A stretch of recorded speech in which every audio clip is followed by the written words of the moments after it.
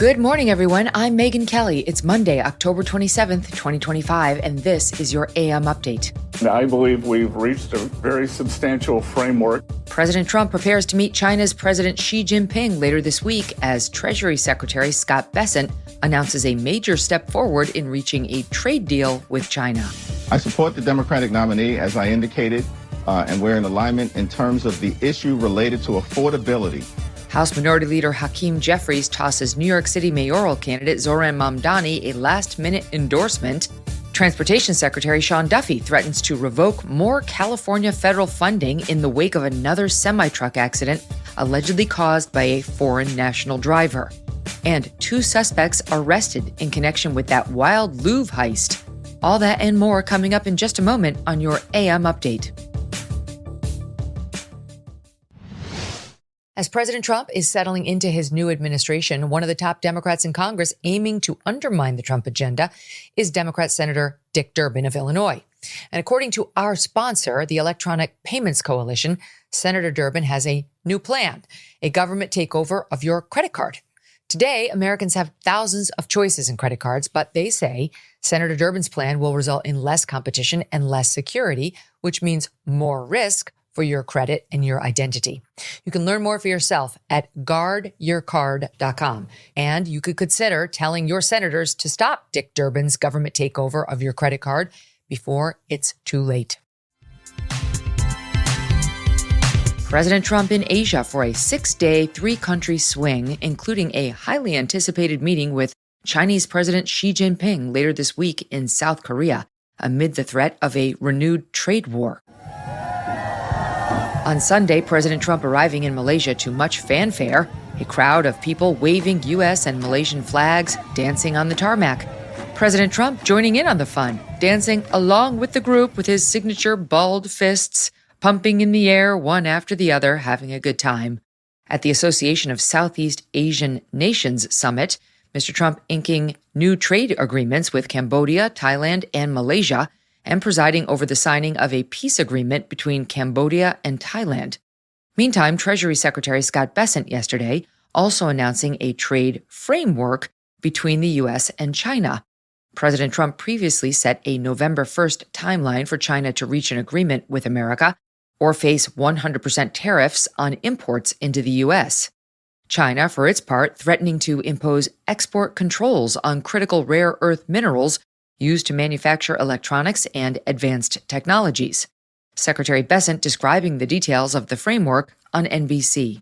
President Trump gave me a great deal of negotiating leverage with the threat of the 100% tariffs on November 1st, and I believe we've reached a very substantial framework that will avoid that and allow us to discuss many other things with the Chinese. I believe that we have the framework for the 2 leaders to have a very productive meeting for both sides, and I think it will be fantastic for U.S. citizens, for U.S. farmers, and for our country in general.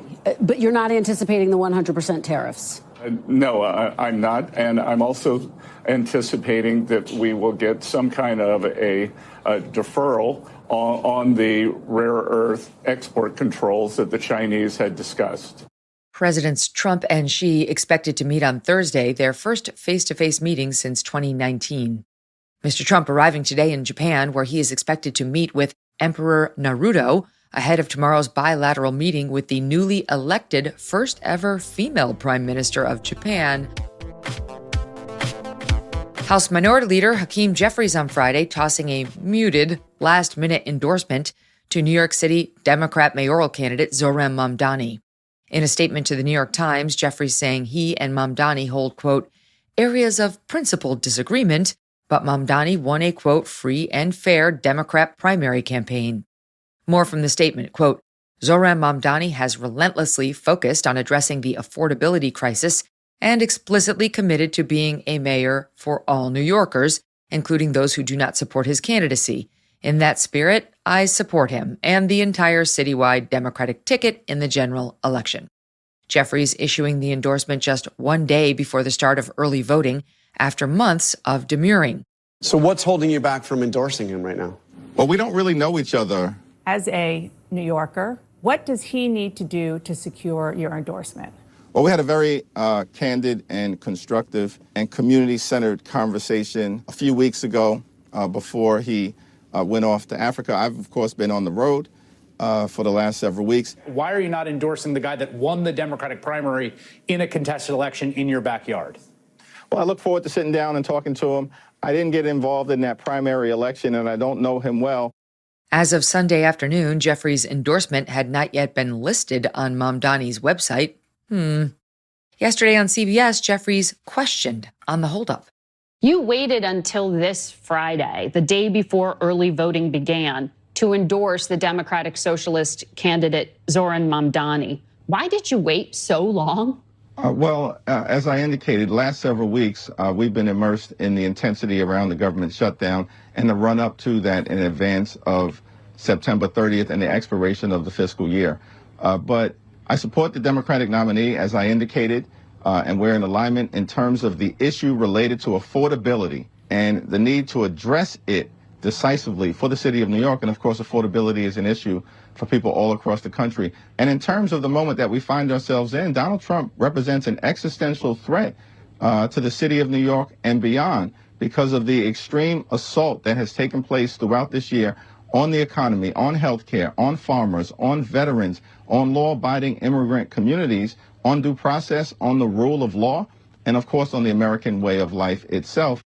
Mamdani's Muslim identity and close ties to very controversial New York Muslims also taking center stage in the final days of the campaign. Many Jewish voters raising concerns about Mamdani's candidacy, citing his failure to sign on to a resolution condemning the Holocaust and refusal to denounce the phrase globalize the intifada as evidence of anti-Semitism. At the candidates' first debate, Mamdani demanding to know which New York City mosques Andrew Cuomo had visited in a city that is less than 10% Muslim. He also embraced a controversial imam who defended the blind sheikh who bombed the World Trade Center in 1993, Mamdani recently calling this imam a pillar of the community. Mamdani on Friday holding a press conference, at times appearing to hold back tears after independent candidate Andrew Cuomo laughed in a radio interview at the suggestion that Mamdani might cheer for another 9/11 attack. I want to use this moment to speak to the Muslims of New York City. I want to speak to the memory of my aunt, who stopped taking the subway after September 11th because she did not feel safe in her hijab. Vice President J.D. Vance posting on X, quote, according to Zoran, the real victim of 9/11 was his auntie, who got some allegedly bad looks. Conservative analyst Scott Jennings responding on CNN. Is the implication here that he has to answer for the terrorists who attacked 9/11?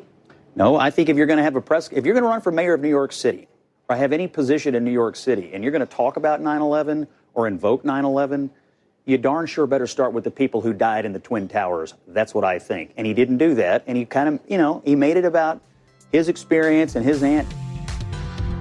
Coming up, a semi-truck driver who came into this country illegally arrested in California last week after allegedly causing a crash that killed 3 people, escalating a battle between the Department of Transportation and California Governor Gavin Newsom. And Paris authorities announced the arrest of 2 of the suspects believed to be involved in that Louvre jewelry heist. Every October, we honor the strength and resilience of women and families affected by breast cancer. But cancer touches all of us in some way, and more people today are seeking options beyond the standard approach. That's why I want to tell you about what All Family Pharmacy is doing this month. They are helping patients gain access to trusted, affordable medicines like ivermectin and mebendazole. These treatments that are sometimes used off-label are currently being researched in Florida for their potential to support cancer treatment and prevention. For those looking for an alternative or addition to their current care, it's always important to consult with a doctor, and All Family Pharmacy makes that simple. They work with like-minded physicians across the country who review every order and provide prescriptions when appropriate. In honor of Breast Cancer Awareness Month, they are offering 40% off mebendazole when you order this month with the code PINK40. Visit allfamilypharmacy.com, allfamilypharmacy.com/Megyn to learn more. And remember to use code PINK40 by October 31st to save on mebendazole. A new Department of Transportation report blaming California Governor Gavin Newsom and state officials for allowing an asylum seeker to upgrade his commercial driver's license just 1 week before allegedly causing a crash that killed 3 people while driving under the influence of drugs. 21-year-old Jashanpreet Singh, an Indian national, plowing his semi-truck into multiple vehicles on a California highway last week, reportedly killing 3 and injuring at least 4. Dashcam footage capturing the horrific moment. Singh's red big rig barrels down the highway, slamming into a white SUV, shoving it through 2 more vehicles before crashing into the rear of another 18-wheeler. It then veers off the road, striking several more vehicles, including at least one that burst into flames. Local authorities arresting Singh on charges of vehicular manslaughter while intoxicated and driving under the influence. ICE then lodging an immigration detainer against Singh, requesting that local officials hold him for federal custody following his release from state jail. According to the Department of Homeland Security, Singh entered the country illegally in 2022 during the Biden administration. He was given a future court date and then a work permit. Governor Newsom's office telling Fox News, quote, "This is a tragic situation, and as with every tragedy over the last 10 months, Secretary Noem has ordered Secretary Duffy to look for every opportunity to manipulate the facts to score cheap political points.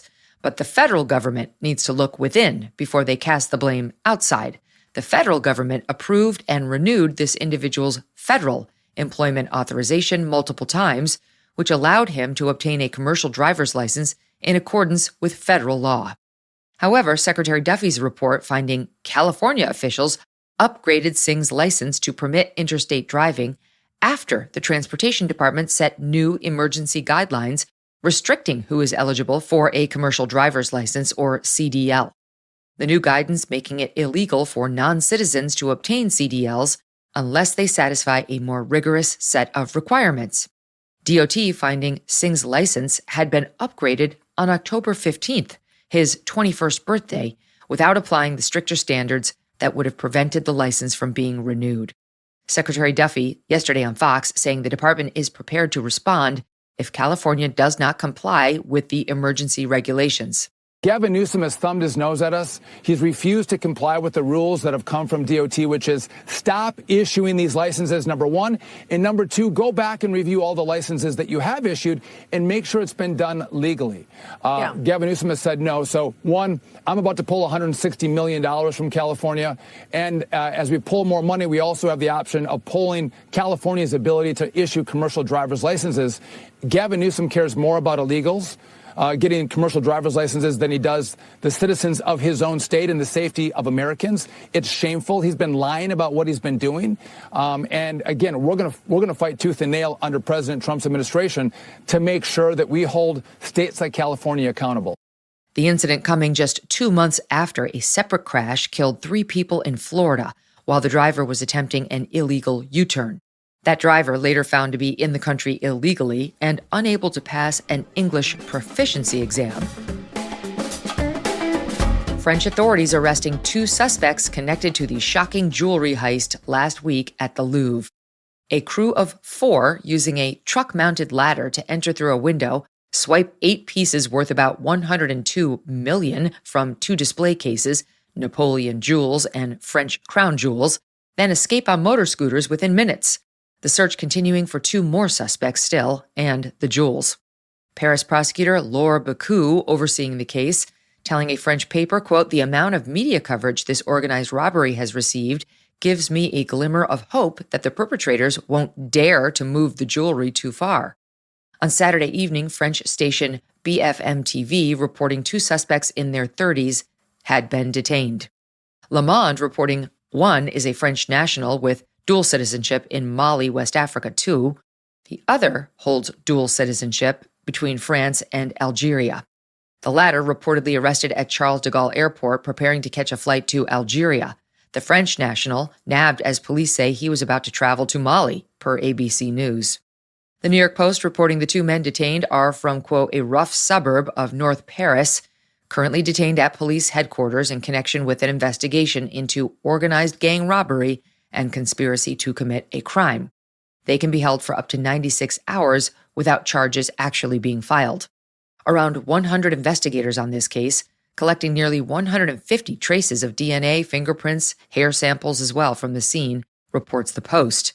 ABC News adding that investigators say they matched trace DNA evidence recovered from a helmet left at the crime scene to one of the suspects, which led to phone and physical surveillance. Investigators still determining whether the thieves may have had inside help at the museum. Le Parisien newspaper reporting the suspects, already known to police for previous robberies, are believed to have carried out the heist on commission. The plot thickens.